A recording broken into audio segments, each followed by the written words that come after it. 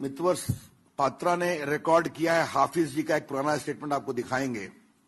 Record किया है हाफिज जी का, हाफिज पात्रा ने रिकॉर्ड किया है हाफिज जी का एक पुराना स्टेटमेंट आपको दिखाएंगे। आपको याद होगा जब इनकी पिछली सरकार थी तो एयरक्राफ्ट में मसूद अजहर जी के साथ बैठकर, जो आज नेशनल सिक्योरिटी एडवाइजर हैं, अजीत डोभाल, मसूद अजहर को जाकर कांदाहार में हवाले करके आ गए थे। कल हमने कहा था कि जो चुनाव आयोग ने चुनाव के कार्यक्रम की घोषणा की है, हम उसका स्वागत करते हैं। अब आज मैंने सुना है कि कुछ लोग विशेष रूप से रमजान को लेकर सवाल उठा रहे हैं कि कार्यक्रम क्यों बनाया गया है। ऐसे नेताओं को मैं एक ही बात कहना चाहूंगा कि जो रमजान रखते हैं, इबादत करते हैं, उनको कोई आपत्ति नहीं है। उनको बहुत आपत्ति है।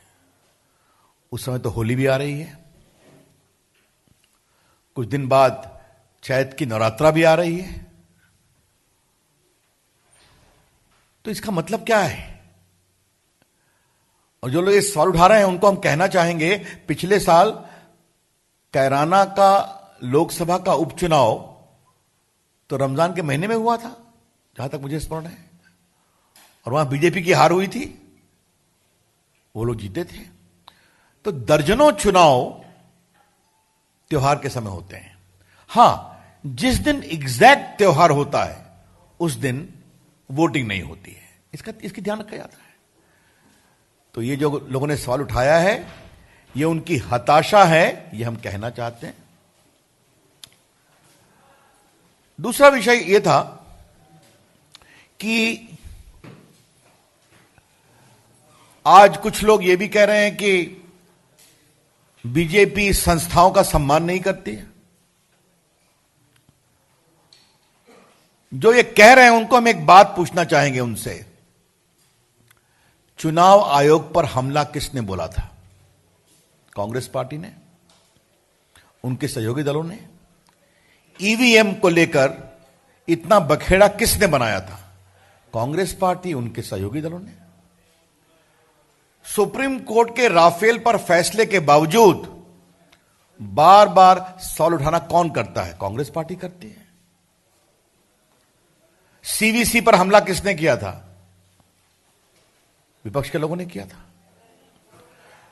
तो संवैधानिक संस्थाओं पर रोज सवाल करे वो, संवैधानिक संस्थाओं पर हमला करे वो, और बीजेपी आरोप लगाए, तो इससे बड़ी झूठी बात कोई हो नहीं सकती।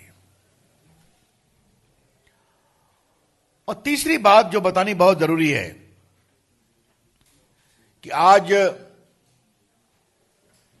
जम्मू कश्मीर के एक पूर्व मुख्यमंत्री ने, कांग्रेस के कुछ अन्य नेताओं ने फिर एयरफोर्स की सर्जिकल स्ट्राइक पर सवाल खड़े कर दिए।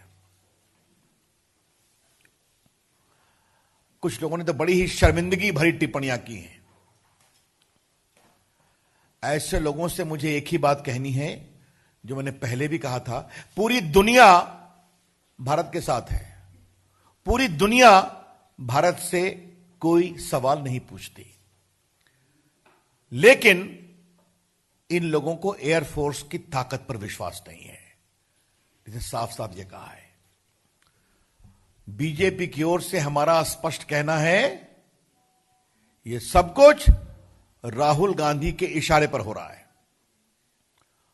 और यह बात मैं आपसे इसलिए कह रहा हूं, याद करिए 2 दिन पहले राहुल गांधी की प्रेस में आप लोगों ने एक सवाल पूछा था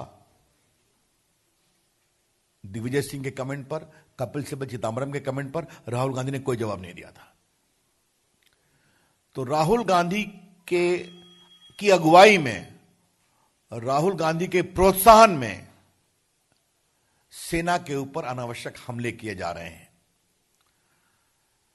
अच्छा है, वो पाकिस्तान में खूब दिखेंगे, लेकिन भारत राष्ट्र, ऐसे महान देश का एक आईन भी तो होता है ना, उसकी एक क्षमता, प्रतिभा, उसका एक आदर होता है ना। क्या ये सेना को कब तक आप इस तरह का पॉलिटिक्स का केंद्र बनाएंगे अपनी छोटी सियासत के लिए? चुनाव आएंगे जाएंगे, पार्टियां जीतेंगी हारेंगी, लेकिन देश रहेगा और देश की सेना रहेगी। और मैं हमेशा कहता हूं, देश के लिए जीते तो हम सब हैं, देश के लिए मरते हैं, शहीद होते हैं हमारे सेना और पैरामिलिट्री के लोग। अब क्या उनकी शहादत पर भी सवाल उठाए जा रहे हैं? तो हम इसका जबरदस्त प्रतिकार करते हैं, इसकी भर्त्सना करते हैं। और राहुल गांधी जी, अगर आप में कुछ शर्म बची है देश के लिए, तो अपने इन नेताओं पर आप कृपया करके नियंत्रण करें। That's all. I see a lot of sponsored comment happening today, notably from Mamta ji and some others, that in the whole election program, Ramzan is going to be affected. I would like to gently remind those leaders, don't be so desperate. Even Holi is coming in the election campaign. Even the Chait Naratra is coming in the election campaign program period. And for them, just to know that last year the Kairana by-election took place during the Ramadan period itself. So also I am told the Nurpur by-election. So many elections have taken place. Yes, I can understand. On the exact day of polling, there should not be a festival. Therefore, this comment by itself is an indication of desperation of leaders who are fearing imminent defeat. I have heard that Congress party and their associates are also charging us for trying to weaken the institutions of India. Come on, who is saying that? Who unleashed a torrent of abuse against the Election Commission in the wake of EVMs? The Congress party and the associates. Who has refused to accept the verdict of the Supreme Court in the wake of Rafale? The Congress party and their associates, raising the same question again and again, which has been rejected by the Supreme Court. Who unleashed abuse on the CVC? The Congress party and their associates. The Congress, please look inwards as to how you all have been abusing recognized institutions of India. Those who do their bidding are okay. Those who don't are subject to abuse. That is what the Congress party is about. Lastly, this morning I have heard that Mr. Farooq Abdullah and some other leaders have again raised doubts about the surgical strike by the Air Force. No country in the world is asking evidence. They are believing India's story. The Air Force chief has said categorically it has happened. There is substantial contemporaneous evidence available of the long-term damage. Pakistan is not permitting international media to go to Balakot area where the strike took place. But you don't believe? This demeaning the sacrifice and the valor of the forces is most condemnable.